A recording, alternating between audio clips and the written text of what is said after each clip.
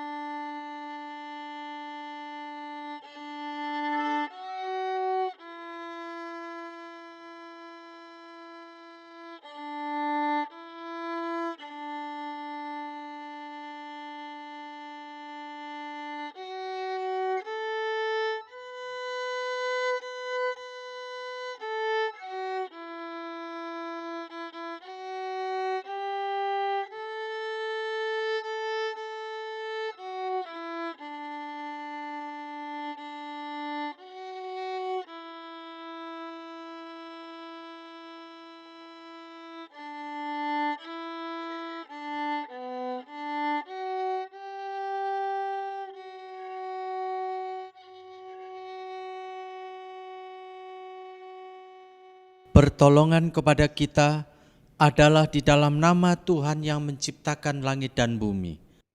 Kasih karunia, rahmat dan damai sejahtera dari Allah Bapa, Allah Putra, dan Allah Roh Kudus menyertai kita sekalian. Amin. Haleluya, terpujilah namanya. Sebab Dia Raja yang besar, agung dan mulia. Marilah kita datang menyembah kehadirat-Nya. Kita membawa sorak-sorai untuk-Nya.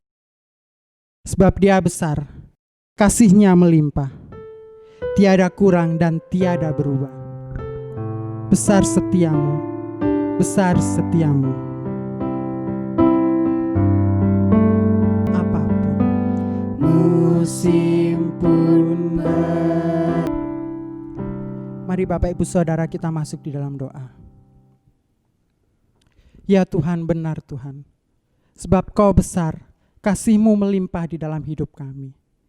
Tidak pernah berubah dan tidak pernah kekurangan suatu apapun Tuhan. Pada saat ini kami datang ke hadirat-Mu Tuhan, dengan membawa segala masalah yang ada di dalam hidup kami Tuhan. Dengan membawa segala dosa-dosa kami Tuhan. Tuhan, terima kasih untuk pengampunan yang Kau berikan kepada kami. Terima kasih untuk penyelamatan yang telah Engkau beri kepada kami. Pada saat ini kami mau datang ke hadirat-Mu Tuhan. Kami mau membawa hati kami. Kami mau membawa pujian kami. Kami mau membawa persembahan kami. Hanya untuk nama-Mu Tuhan. Kiranya melalui ibadah pada pagi hari ini, Engkau sendiri yang akan melawat kami. Engkau sendiri yang akan mengubah kami. Doa ini kami alaskan di dalam nama-Mu. Dalam nama Tuhan Yesus, haleluya, amin. Berita anugerah pada pagi hari ini diambil dari 1 Yohanes 1 ayat 9. Jika kita mengaku dosa kita, maka Ia adalah setia dan adil, sehingga Ia akan mengampuni segala dosa kita dan menyucikan kita dari segala kejahatan. Bersama dengan seluruh orang percaya di segala abad dan tempat, marilah kita mengikrarkan pengakuan iman rasuli yang berbunyi, pengakuan iman rasuli. Aku percaya kepada Allah, Bapa yang Maha Kuasa, Khalik langit dan bumi, dan kepada Yesus Kristus anaknya yang tunggal Tuhan kita, yang dikandung dari Roh Kudus, lahir dari anak darah Maria, yang menderita sengsara di bawah pemerintahan Pontius Pilatus, disalibkan, mati dan dikuburkan, turun ke dalam kerajaan maut. Pada hari yang ketiga, bangkit pula dari antara orang mati, naik ke surga, duduk di sebelah kanan Allah, Bapa yang Maha Kuasa. Dan dari sana Ia akan datang untuk menghakimi orang yang hidup dan yang mati. Aku percaya kepada Roh Kudus, gereja yang kudus dan am, persekutuan orang kudus, pengampunan dosa, kebangkitan tubuh, dan hidup yang kekal. Amin. Silakan duduk Bapak Ibu. Pada pagi hari ini kita mau datang ke hadirat-Nya. Kita mau masuk ke gerbang-Nya dengan hati penuh syukur. Kita mau naikkan pujian, masuk hadirat-Nya dengan hati yang bersyukur.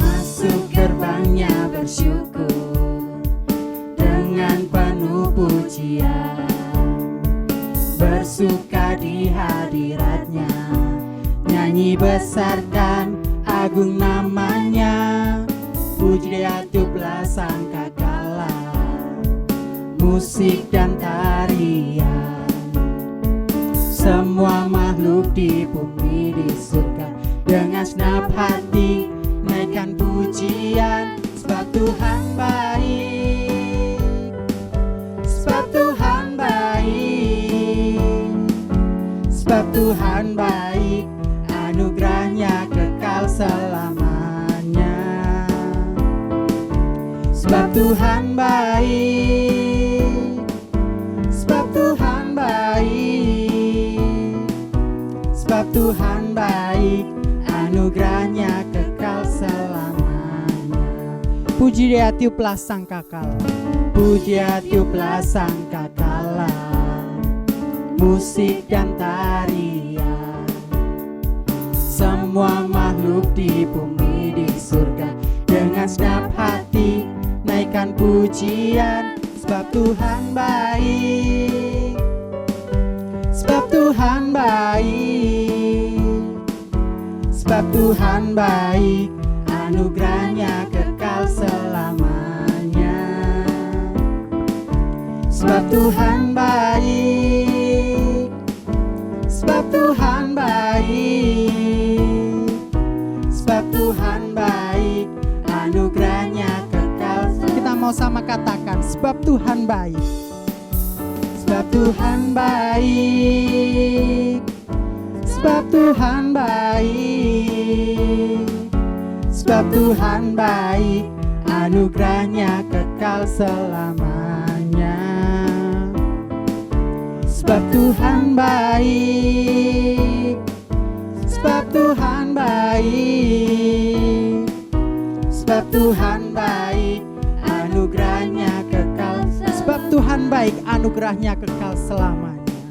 Sebab Tuhan baik, anugerahnya kekal. Sebab Tuhan baik, anugerahnya kekal selamanya. Sebab Tuhan baik, anugerahnya kekal selamanya.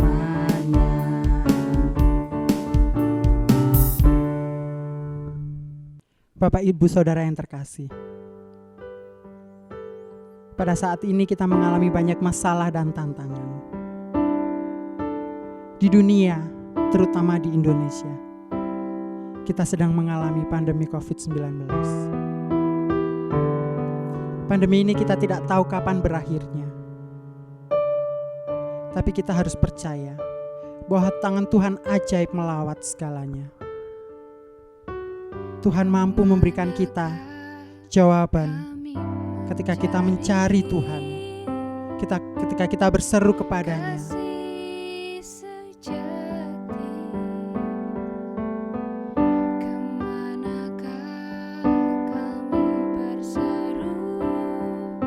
Kemana kami berseru saat badai pandemi ini melanda kita? Banyak jiwa-jiwa yang terenggut. Tapi kita tahu bahwa Tuhan yang mampu melakukan segalanya. Kita mau naikkan pujian ini sekali lagi. Kemanakah kita harus mencari? Kami mencari kasih sejati. Kemanakah kami berseru saat badai datang yang kami tahu Tuhan, hanya tangan-Mu yang mampu melawat kami. Kami perlu Kau Tuhan untuk memulihkan kami, memulihkan dunia, memulihkan Indonesia. Kami perlu Kau Tuhan. Keajaiban-Mu kami butuhkan, sentuhan tangan-Mu kami tak dapat jalan sendiri. Kami perlu Kau Tuhan. Katakan sekali lagi, kami perlu Kau Tuhan. Keajaiban-Mu kami butuhkan, sentuhan tangan-Mu kami tak dapat jalan sendiri. Kami perlu Kau Tuhan. Kita mau sama-sama katakan, kami perlukan keajaiban-Mu. Kami butuhkan sentuhan tangan-Mu. Kami tak dapat jalan sendiri. Kami perlu Kau Tuhan. Kami perlu Kau Tuhan. Kami perlu Kau Tuhan. Katakan sekali lagi, kami perlu Kau Tuhan. Kami perlu Kau Tuhan.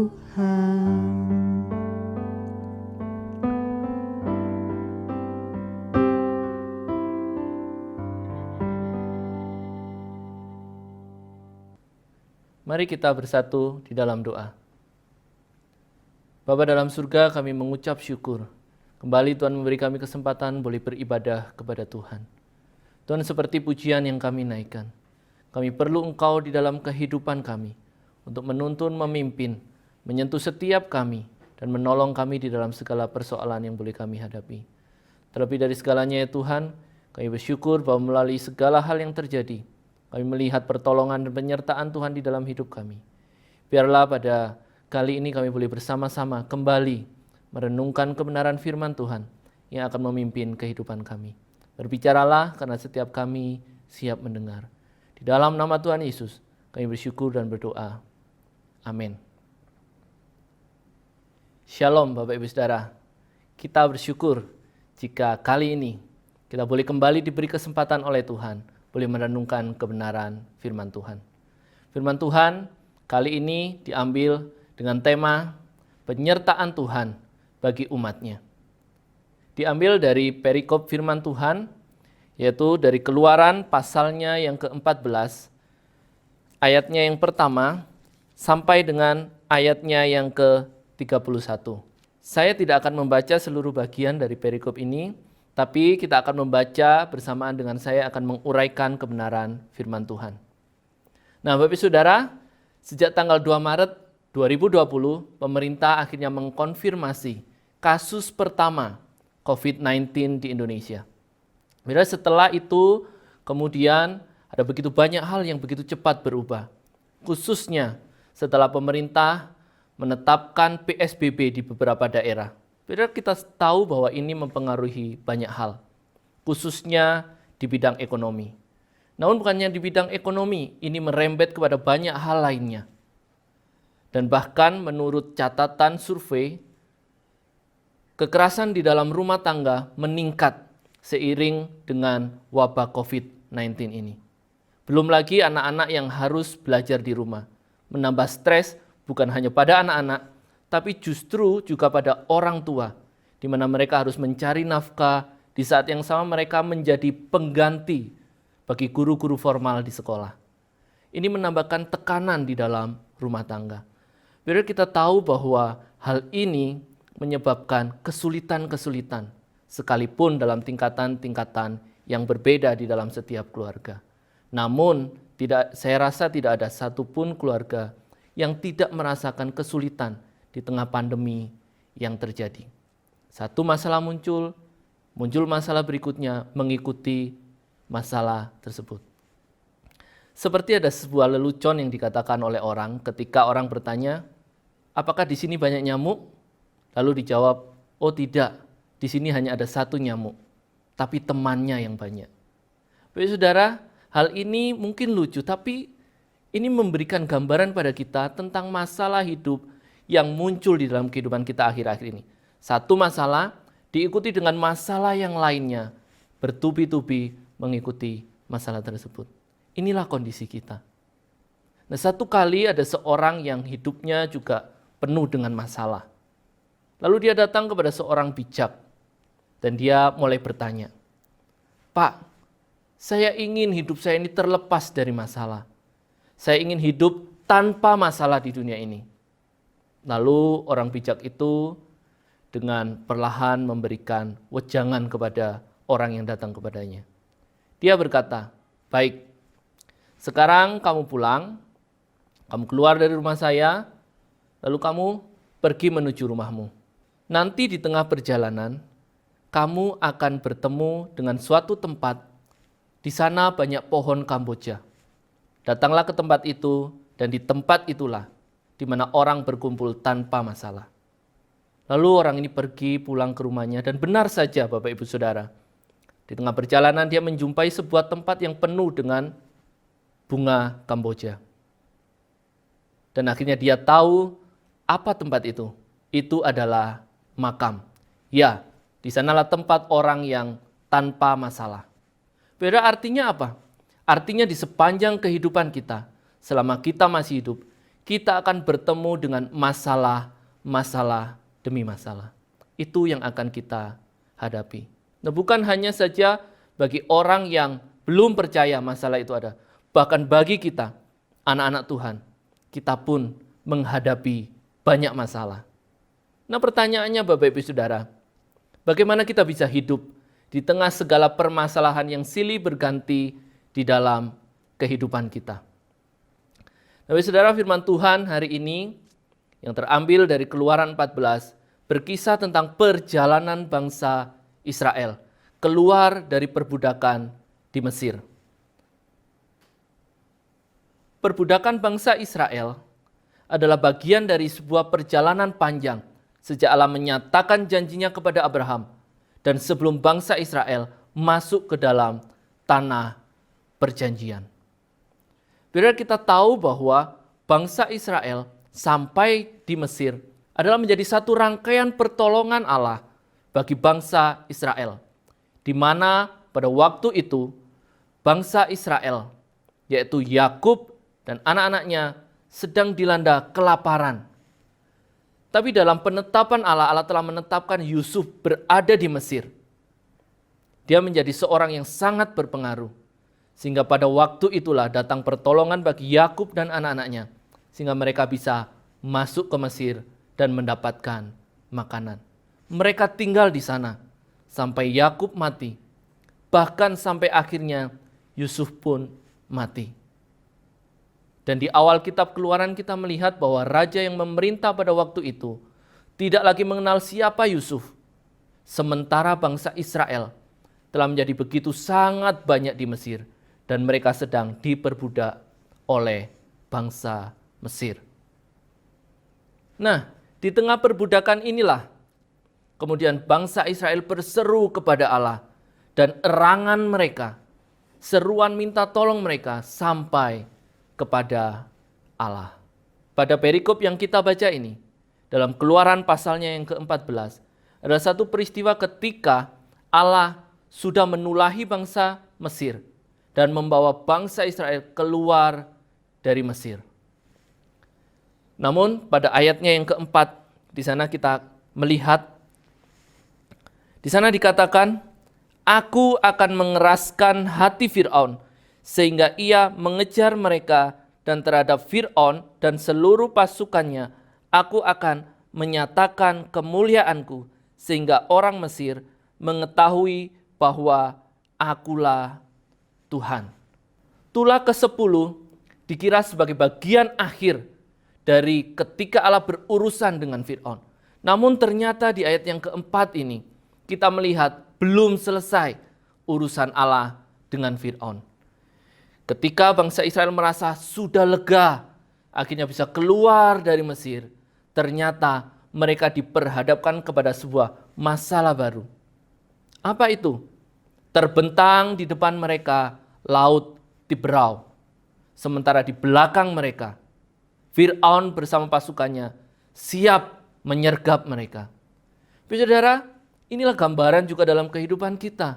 Satu masalah selesai, kita diperhadapkan kepada masalah yang baru. Masalah seperti tidak ada habisnya. Nah, kembali lagi pertanyaannya adalah, bagaimana kita bisa hidup sebagai orang percaya di tengah segala permasalahan yang harus kita hadapi, yang ternyata tidak bisa kita hindari. Melalui perikop ini, kita akan bersama-sama belajar bagaimana kita seharusnya hidup di tengah segala permasalahan kehidupan di dunia ini yang Allah izinkan harus kita hadapi. Nah, Bapak Ibu Saudara, yang pertama yang kita bisa belajar dari perikop ini adalah kita harus mengenal Allah yang benar, yaitu Allah yang berkuasa. Pada ayat yang keempat tadi, kita melihat di sana dikatakan, aku akan mengeraskan hati Fir'aun. Allah akan mengeraskan hati Fir'aun. Saudara, hal yang perlu kita ingat di sini adalah peperangan ini bukan tentang peperangan yang dengan kekuatan yang setara antara Fir'aun melawan Allah. Tidak, Bapak Ibu Saudara. Kalau kita beranggapan bahwa ini perang antara dua kekuatan yang setara, maka kita dapat berpikir bahwa ada kemungkinan salah satu dari kekuatan ini akan kalah. Kalau bukan Fir'aun, ya Allah yang akan kalah. Tapi peperangan ini bukan tentang dua kekuatan yang sama, namun tentang Allah yang berkuasa, pencipta langit dan bumi, penguasa seluruh jagat raya ini, sedang mengeluarkan umatnya, membawa umatnya keluar dari sebuah perbudakan. Nah, dari ayat ini kita dapat membuktikannya dan melihat Allah bahkan berkuasa atas Fir'aun. Allah berkuasa membalikkan hati Fir'aun. Allah mengeraskan kembali hati Fir'aun. Beda, inilah buktinya bahwa ini bukan tentang dua kekuatan yang sama, tapi tentang Allah yang berkuasa, berotoritas, Allah yang berdaulat, sedang mengerjakan sesuatu, membebaskan umatnya dari perbudakan. Mengapa ini penting untuk kita pahami? Karena Bapak Ibu Saudara, kita harus sadar dan tahu bahwa Allah adalah Allah yang besar, Allah yang tetap berkuasa dalam segala situasi kehidupan kita. Kenapa ini penting? Karena seringkali kita menilai Allah, mengenal Allah dari situasi kehidupan kita, bukan dari karakter Allah itu sendiri. Kita dapat melihatnya di dalam ayat yang ke-11 dan 12 dari pasal 14 ini. Di sana dikatakan, dan mereka berkata kepada Musa, apakah karena tidak ada kuburan di Mesir, maka engkau membawa kami untuk mati di padang gurun ini? Apakah yang kau perbuat ini terhadap kami dengan membawa kami keluar dari Mesir? Bukankah ini telah kami katakan kepadamu di Mesir? Janganlah mengganggu kami dan biarlah kami bekerja pada orang Mesir, sebab lebih baik bagi kami untuk bekerja pada orang Mesir daripada mati di padang gurun ini. Dan ini bukti bahwa bangsa Israel yang baru saja hangat di ingatan mereka melihat bagaimana Allah yang berkuasa itu menulai bangsa Mesir. 10 tulah mereka lihat. Tapi justru di tengah situasi yang sulit ini, mereka kembali lupa dan salah mengenal Allah. Allah yang maha kasih, yang ingin mengeluarkan mereka dari perbudakan bangsa Mesir. Justru mereka kenali sebagai Allah yang akan membinasakan mereka di tengah padang pasir. Beda, inilah yang kita lihat. Seringkali kita salah mengenal Allah karena kita mengenal Allah berdasarkan situasi kehidupan yang kita alami. Masih ingatkah kita bagaimana istri Ayub menyuruh Ayub untuk mengutuki Allahnya? Kenapa?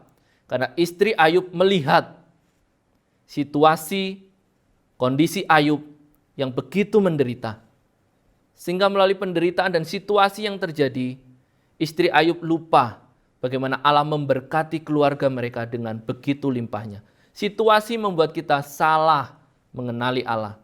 Karena kita mengenali Allah hanya berdasarkan situasi yang terjadi. Saudara, mungkin kita mengenal bahwa Allah itu adalah Allah yang kasih. Namun di tengah penderitaan kita mulai berpikir, benar tidak ya Allah mengasihi aku? Saudara, kita mengenal bahwa Allah adalah Allah yang maha kuasa. Namun di tengah situasi yang sulit, seringkali kita juga berpikir, sanggupkah Allah menolong aku di tengah permasalahan yang aku hadapi? Situasi telah mengubah pengenalan kita kepada Allah, karena kita mengenal Allah dan menilai Allah berdasar situasi yang terjadi. Tidak demikian Bapak Saudara seharusnya. Allah adalah kasih apapun situasi yang kita hadapi. Allah adalah Allah yang berkuasa, yang sanggup menolong kita apapun kesulitan yang kita hadapi. Karakter Allah tidak bergantung kepada situasi yang kita alami, tapi karakter Allah bergantung pada dirinya sendiri. Allah adalah kasih, Allah adalah maha kuasa. Itu yang harus kita terus ingat di dalam kehidupan kita. Ini membutuhkan proses yang panjang tentunya. Tidak hanya instan, tidak hanya seketika kita bisa mengubah pikiran kita. Tapi kita harus terus melatih diri kita dan memohon pertolongan Roh Kudus untuk terus menguatkan kita, iman kita, untuk terus mengenal Allah, Allah yang benar berdasarkan kitab suci. Hal yang kedua yang kita bisa belajar dari bagian ini adalah bahwa Allah adalah Allah yang menyertai. Ini sungguh menguatkan bagi kita. Kita bisa melihat di bagian ini. Di bagian awal dari Keluaran, dari kitab Keluaran, pada pasalnya yang kedua, ayat yang ke-23 sampai ayatnya yang ke-25. Di sana dikatakan bahwa Allah mendengar seruan mereka. Allah mendengar erangan mereka di tengah perbudakan. Benar Bapak Saudara, ada kalanya di sepanjang perjalanan bangsa Israel, kita juga bisa melihat bagaimana Allah berdiam diri. Tapi Allah yang berdiam diri bukan berarti Allah yang meninggalkan mereka. Di tengah kesulitan mereka, ketika mereka kembali berseru kepada Allah, Allah mendengar dan Allah menyertai mereka. Kembali kepada kondisi di mana bangsa Israel diperhadapkan pada situasi yang menjepit mereka. Di depan mereka adalah Laut Tibrau. Di belakang mereka adalah tentara Firaun yang siap untuk menyergap mereka. Tidak ada jalan keluar Bapak Ibu Saudara. Tapi lihatlah, Allah tetap menyertai mereka dan memberikan pertolongan. Allah membelah laut melalui Musa, dan bangsa Israel itu bisa lolos dan tetap disertai Allah sampai mereka tiba di tanah perjanjian. Penyertaan Allah tidak pernah meninggalkan anak-anaknya. Penyertaan Allah tidak pernah meninggalkan umatnya. Dia selalu menyertai kita di dalam segala peristiwa yang boleh kita hadapi di dalam kehidupan kita. Bila saya teringat satu kali ketika saya bersama anak saya seringkali pergi bersama dia naik motor untuk ke satu tempat. Nah, satu kali saya mengajak dia ke suatu tempat yang tidak asing bagi dia. Lalu saya mengajak dia ke tempat A. Beberapa kali saya mengajak dia ke tempat itu dan dia tahu di mana tempat itu. Tapi kali ini saya mengajak dia ke tempat A, tapi kemudian saya tidak memberitahu dia bahwa sepulang dari tempat A saya akan ke tempat B. Nah, tempat B adalah tempat yang dia belum pernah tahu. Dan saya pun mengajak dia melalui jalur yang belum pernah dia lewati. Seharusnya sepulang dari tempat A, saya akan berbelok ke kiri untuk kembali pulang. Tapi kali itu saya berbelok ke kanan. Saya mulai berjalan dan perjalanan menuju tempat B itu lebih jauh Bapak Saudara daripada saya berjalan pulang dari tempat A ke rumah saya. Sepanjang perjalanan saya diam saja sambil berkendara. Sampai kira-kira setengah perjalanan, saya kemudian bertanya kepada anak saya, "Kita mau kemana ya?" Dia hanya menjawab, "Enggak tahu." Lalu saya kembali berkata, "Kok kamu tidak tanya?" Oh nggak apa-apa, kan aku sama ayah. Saudara, anak saya tidak tahu saya akan pergi kemana. Tapi dia tahu dia pergi bersama siapa. Dia tahu bahwa saya tidak akan mengajak dia ke tempat yang membahayakan dia. Karena ada saya, dia yakin bahwa dia akan baik-baik saja. Bapak saudara, bersama siapa menjadi penting di dalam perjalanan hidup kita di tengah segala masalah yang kita hadapi. Seperti anak saya, dia tidak khawatir mau pergi kemana karena dia tahu dia bersama dengan saya. Iman inilah yang harus kita miliki tatkala kita bersama dengan Tuhan. Permasalahan dalam hidup mungkin kita tidak tahu. Kapan akan berakhirnya pandemi COVID-19 ini, kita juga tidak tahu. Tapi satu hal yang kita tahu, Tuhan beserta dengan kita. Itulah jaminan yang paling penting di dalam menjalani kehidupan kita. Mengapa bersama siapa dalam menjalani kehidupan ini menjadi begitu penting? Inilah alasan yang ketiga, yaitu karena Allah tidak pernah mengingkari janjinya. Bila kita akan percaya kepada orang yang perkataannya dan tindakannya sama. Allah adalah Allah yang kudus, dia bukan pendusta. Apa yang dia janjikan dia tepati. Dia berjanji kepada bangsa Israel akan membawa mereka sampai ke tanah perjanjian. Dan itu Allah tepati. Dan kita tahu bahwa bangsa Israel dan perjalanan mereka adalah bagian dari sebuah janji yang kemudian digenapi di dalam Kristus Yesus. Tatkala manusia jatuh ke dalam dosa, Allah menjanjikan juru selamat. Dan juru selamat itu adalah Kristus yang mati di kayu salib, menjalani hukuman atas dosa-dosa kita. Allah berjanji, dia menepati. Allah berjanji menjanjikan juru selamat. Allah memimpin bangsa Israel di tengah segala naik turun pergumulan, ketaatan mereka, dan pemberontakan mereka kepada Allah. Allah setia. Allah memimpin mereka sampai di tanah perjanjian. Di sini kita melihat bahwa Allah adalah Allah yang bisa dipercaya. Allah yang menepati janjinya. Itu yang jauh lebih penting daripada sekedar mengetahui apa yang akan terjadi esok. Selama kita bersama Allah, Allah akan menyertai kita dan Allah akan menepati janjinya. Inilah berita anugerah, berita sukacita bagi kita di tengah segala penderitaan dan permasalahan yang kita hadapi di dalam kehidupan kita. Ini juga yang dapat kita lihat di tengah-tengah segala pergumulan hidup yang kita alami. Pergumulan ini akan silih berganti. Pergumulan ini akan datang dan pergi. Akan ada pertolongan Allah, akan ada penyertaan Allah.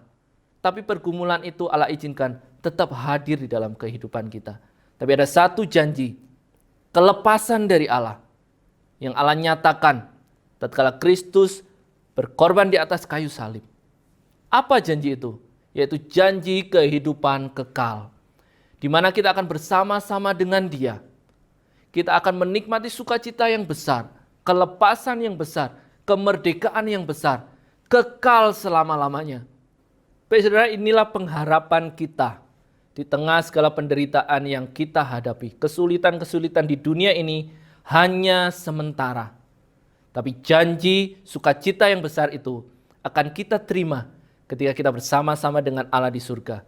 Kekal selama-lamanya. Kembali lagi yang ketiga tadi, bahwa Allah pasti menepati janjinya. Inilah pengharapan kita di tengah penderitaan. Bahwa Allah pertama-tama adalah Allah yang berkuasa, yang tetap memegang kendali di dalam dunia ini. Yang kedua adalah Allah yang menyertai. Dia adalah Allah yang menyertai kehidupan kita. Dan yang ketiga adalah Dia adalah Allah yang pasti menepati janjinya. Dia sudah berkorban di kayu salib supaya kita bisa bersama-sama dengan Dia di surga. Itulah yang akan kita terima di dalam kekekalan. Kita bersyukur Bapak Ibu Saudara di tengah penderitaan ini. Saya tidak bermaksud untuk menyepelekan penderitaan yang sedang kita alami. Tapi ingatlah ada Allah. Allah yang akan menyertai kita dan yang akan menepati janjinya.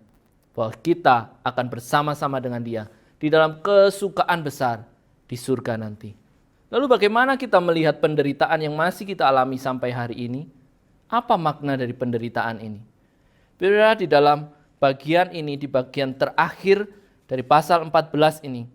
Pada ayat yang ke-31 di sana dikatakan, ketika dilihat oleh orang Israel betapa besarnya perbuatan yang dilakukan Tuhan terhadap orang Mesir, maka takutlah bangsa itu kepada Tuhan, dan mereka percaya kepada Tuhan dan kepada Musa hambanya itu.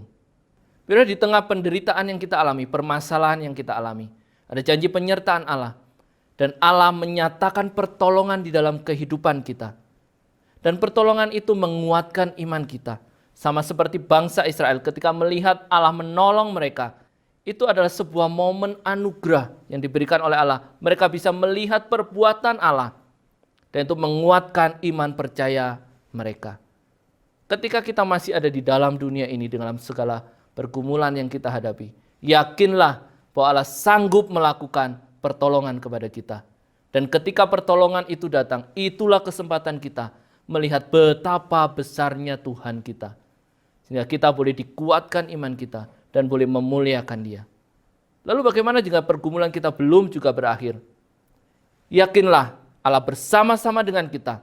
Allah menyertai kehidupan kita. Allah tidak meninggalkan kita.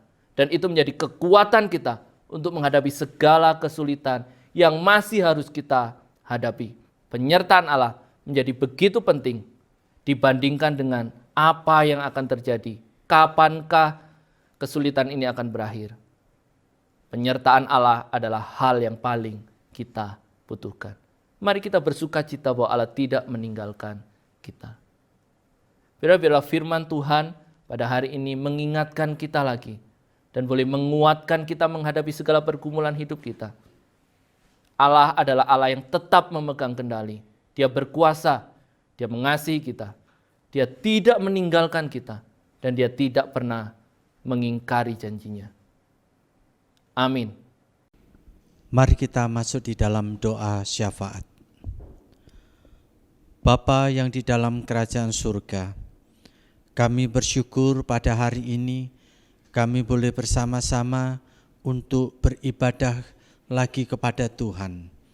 Kami bersyukur untuk pertolongan Tuhan di dalam kehidupan kami. Kami bersyukur untuk segala sesuatu yang Tuhan berikan kepada kami. Kasih karunia, rahmat, berkat-berkat, dan segala sesuatu yang kami perlukan, Tuhan senantiasa menolong dan Tuhan senantiasa menyediakan. Kami bersyukur kepadamu ya Tuhan untuk kasih kemurahan dan pertolongan-Mu. Ampunilah ya Tuhan akan segala dosa-dosa kami, sebab sekalipun Tuhan memberikan yang terbaik kepada kami, namun betapa seringkali kami melakukan banyak hal yang menyakiti hati Tuhan, yang tidak menyenangkan hati Tuhan. Ampunilah kami ya Tuhan, sucikan dan kuduskanlah hati dan pikiran kami. Ya Tuhan, kami pada kesempatan hari ini ingin berdoa bagi pos pelayanan di Tebo ini. Tuhan, kami berdoa kiranya tangan Tuhan sendiri yang akan menolong. Sekalipun saat ini kami tidak bisa berjumpa atau beribadah secara bertatap muka, namun kami bersyukur oleh karena ibadah ini boleh tetap berjalan. Dan kami berdoa kiranya Tuhan yang akan terus menolong kami supaya kami senantiasa taat dan setia kepada Tuhan. Kami berdoa kiranya melalui ibadah kami, iman kami boleh dikuatkan, hati kami boleh dihiburkan di masa-masa yang sulit ini. Kami juga berdoa ya Tuhan, kiranya Engkau yang akan menolong gereja kami supaya gereja kami ini senantiasa bertumbuh dan berkembang, baik secara kualitas maupun kuantitas. Kami berdoa untuk para pengurus yang Tuhan percayakan untuk ambil bagian dalam pelayanan di pos pelayanan Tebo ini. Tuhan yang akan memberkati dan Tuhan yang akan menolong. Semua jemaat-Mu Tuhan yang akan menolong dan memberkati mereka.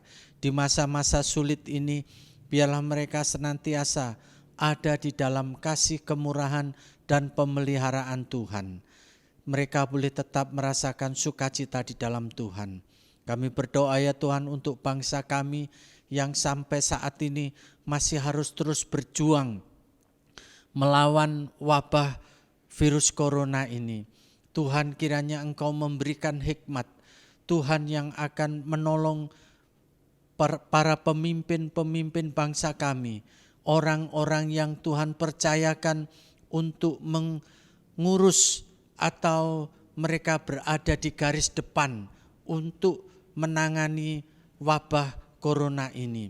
Tuhan, berikan hikmat kepada mereka, berikan kekuatan dan lindungilah mereka. Berikan kekuatan fisik mereka ya Tuhan, supaya sekalipun mereka harus menghadapi berbagai-bagai kesulitan, khususnya berkenaan dengan virus corona ini, Tuhan yang akan menolong mereka. Jauhkanlah mereka dari hal-hal yang tidak diinginkan. Kami berdoa untuk seluruh masyarakat di Indonesia ini, supaya mereka betul-betul menjaga, mereka betul-betul disiplin di dalam menjaga jarak dan di dalam mengikuti protokol kesehatan. Aturan-aturan yang sudah ditetapkan, biarlah kami semua sungguh-sungguh disiplin di dalam menjalankannya. Terima kasih ya Tuhan, kami menyerahkan untuk seluruh kehidupan kami dalam tangan kuasa Tuhan. Kami mohon pertolongan Tuhan. Dalam nama Tuhan Yesus Kristus kami berdoa, kami mengucap puji syukur. Amin. Saudara, marilah kita bersama-sama berdiri, kita akan menaikkan pujian doksologi.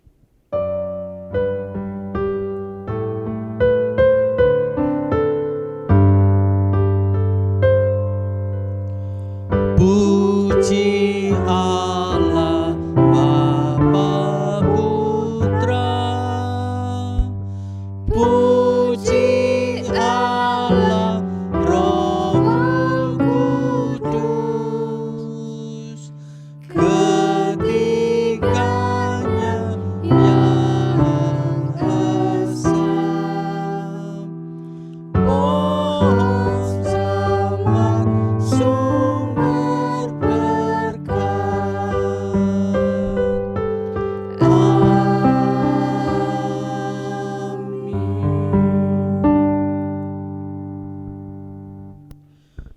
Jemaat yang dikasihi oleh Tuhan, marilah kita pulang dan memohon berkat dari Tuhan. Kiranya Tuhan memberkati kita dan melindungi kita. Tuhan menyinari kita dengan wajah-Nya dan memberi kita kasih karunia. Tuhan menghadapkan wajah-Nya kepada kita dan memberi kita damai sejahtera dari sekarang sampai Tuhan datang kembali. Amin.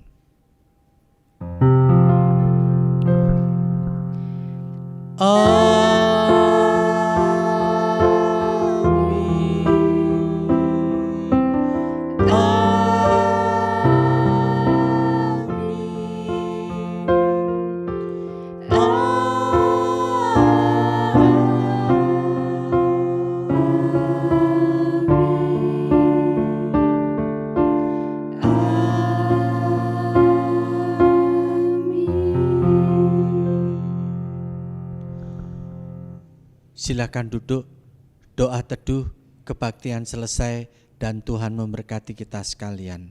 Amin. Puji Tuhan, hari ini ibadah kita telah berjalan dengan baik.